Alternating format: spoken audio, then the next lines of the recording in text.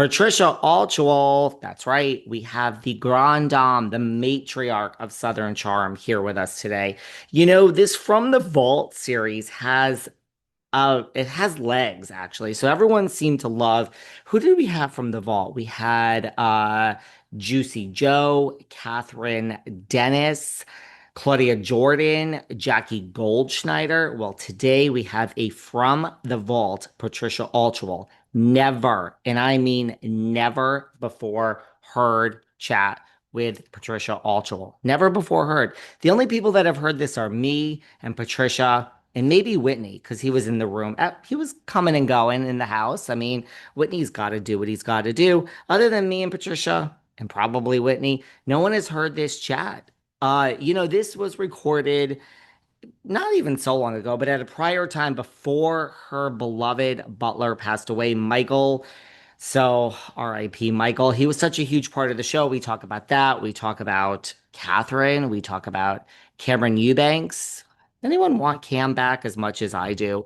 Obviously, we talk about the boys. We talk about JT, but Craig and Austen and Shep. And the show is just so different now, right? We have Southern hospitality. So this was recorded. This is a From the Vault, never before heard. My voice is cracking. Never before heard chat with Patricia Altschul. I have wanted Patricia on this podcast for decades. I haven't even done this for decades. I've only done this for years.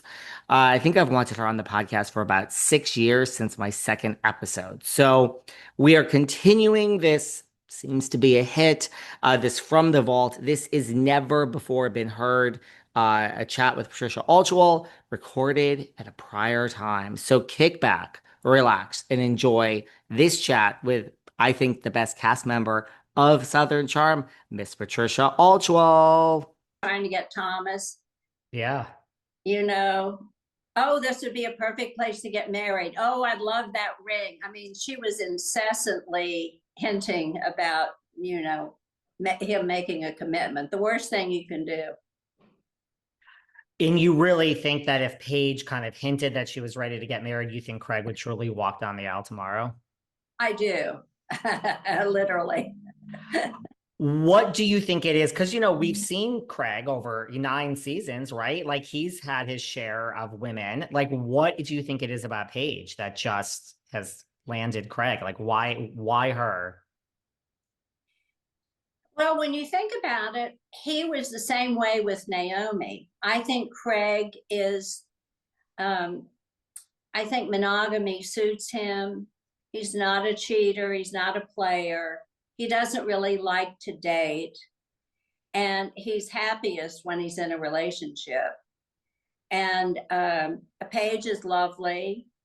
They both are in reality shows. And so she understands what it takes. And well, I think it'll be interesting to see what happens on that front.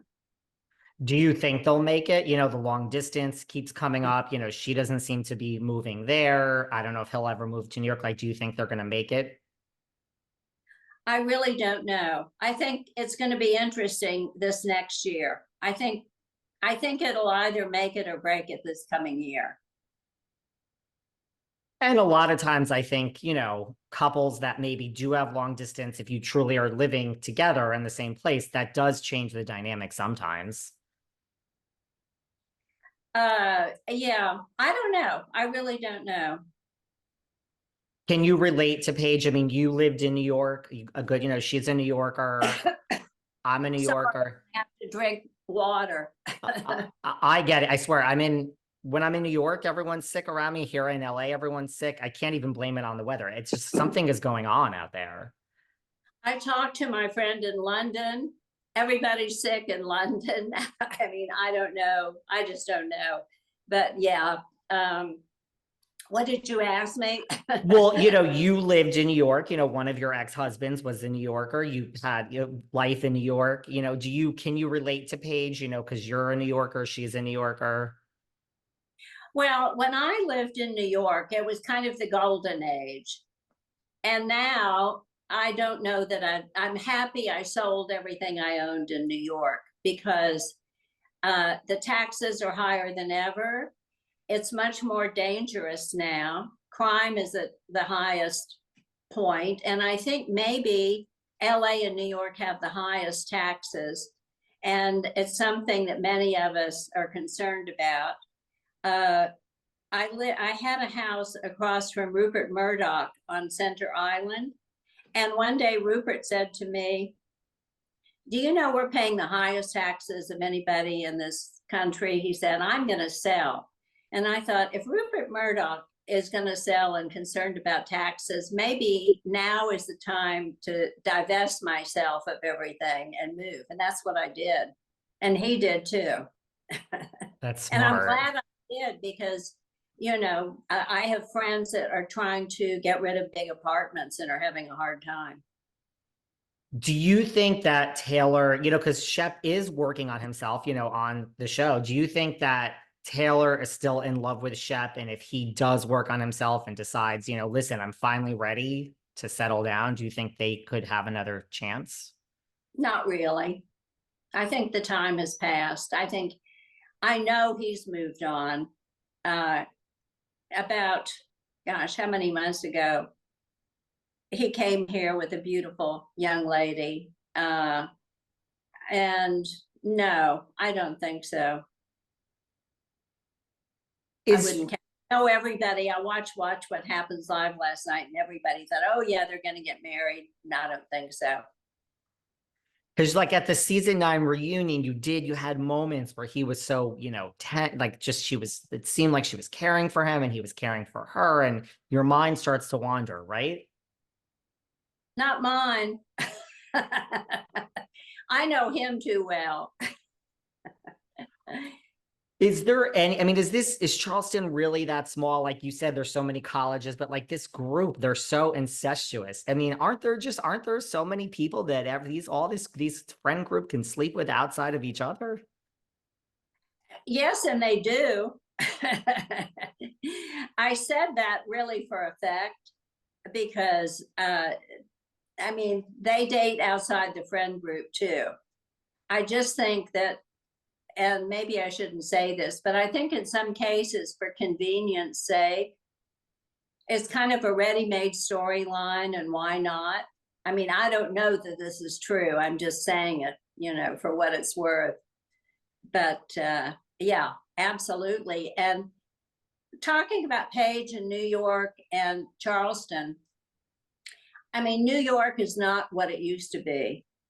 And Charleston is now like the center of the universe. It's #1 tourist destination. It's #1, the best city to move to. I mean, it racks up to be #1 in so many areas.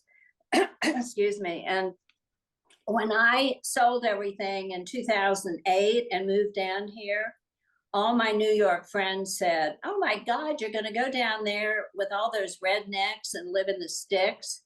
And then now they all think I'm a genius, and they can't get rid of their big properties and so forth.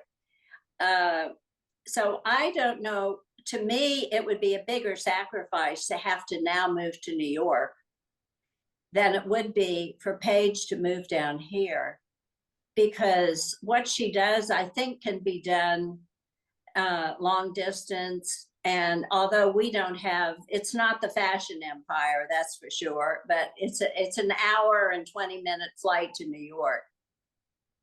Exactly. And Craig is very, you know, Craig has a store, he's got a warehouse. So, and I mean, this is a beautiful place to live.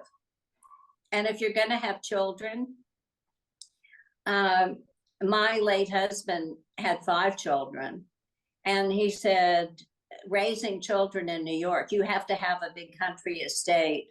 You really have to be a billionaire to live in New York well, and it's still difficult. And now especially with children. like Yeah. paradise. This is paradise in Charleston.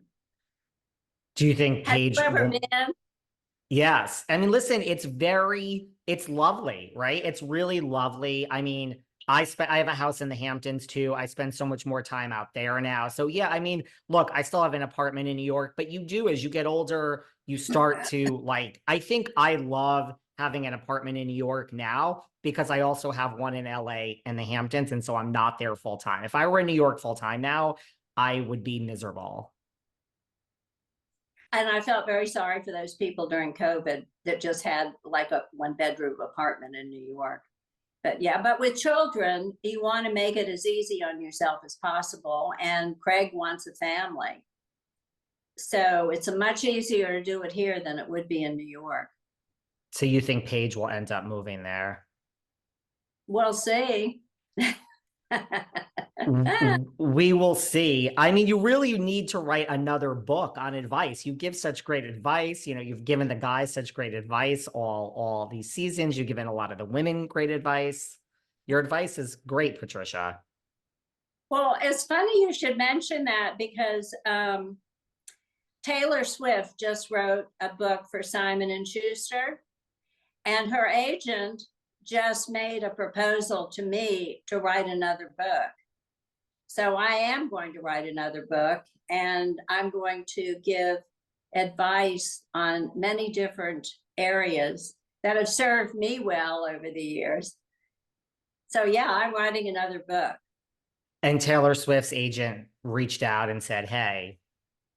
Yeah, at BravoCon, we made an appointment. And so she made her memoir #1 is with Simon and Schuster. So yeah, I've agreed to the deal. So that's going to be my next project. Wow. Well, listen, Taylor Swift is like the biggest thing